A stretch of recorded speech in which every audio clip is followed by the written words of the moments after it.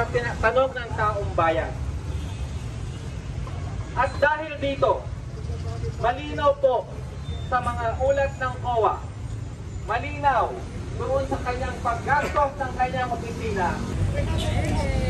Nasa kabila, dito nasa likod, dito sa kabila. Ay tanggalin sa pwesto sa pamamagitan ng impeachment.